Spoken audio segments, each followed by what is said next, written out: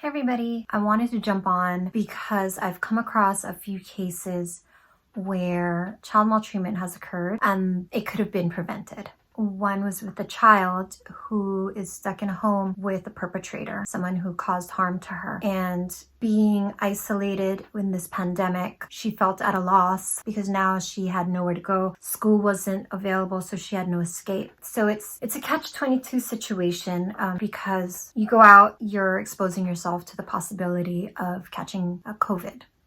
You stay home, you're with the person who hurts you on a daily basis. So teachers who are doing virtual learning and other individuals who may have contact with this child, it became increasingly important to really put up the radar and to ensure each child, whether it's in your classroom, whether it's a family friend, whether you're an aunt, or a relative who is reaching out to families, just to check up on them. It's so important to look for these red flags. If there's a change in demeanor, opening up the lines of communication, giving these children and women in abusive situations a way out, a way to reach out for support. And luckily for her, she found that, and someone was able to help her and remove her from the home. So in her case, it was a positive situation. It came out a happy ending, so to speak, despite some of the things that happened. She's safe now. In another case, we had a child who was being severely beaten, and there were red flags that were being thrown around. Other providers saw this child, saw the frustration in the parent,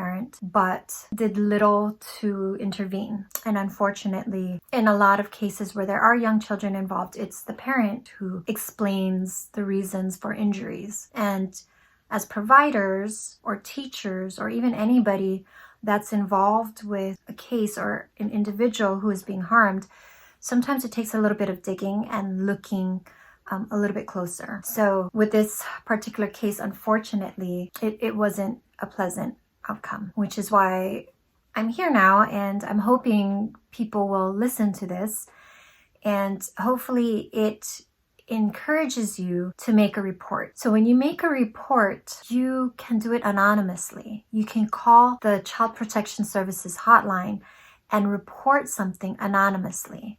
Okay, you don't have to identify yourself unless you are a mandated reporter. So therapists, doctors, dentists, teachers, we all are mandated reporters, and so we have to identify ourselves. We have to make that call. But if you're a neighbor, if you are a family friend, if you are a relative and you feel like something is going on, please don't hesitate to make that call. You can even call CPS with the hypothetical situation and say, hey, what happens if I hear or see this happening?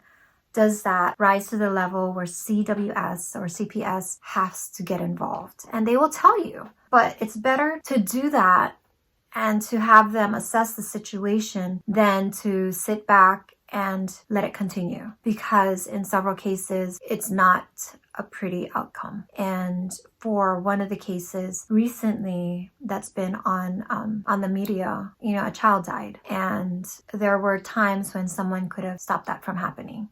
There were times when someone could have intervened, and that didn't happen. And so now we're faced with a child who died, and everyone's saying, I'm sorry, what a loss. Poor soul, go to heaven, rest in love. How about we do something before it gets to that point? How about we get the guts? And I know nobody wants to be ni Ellen, nobody wants to step in and, mind your own business, whatnot. But really,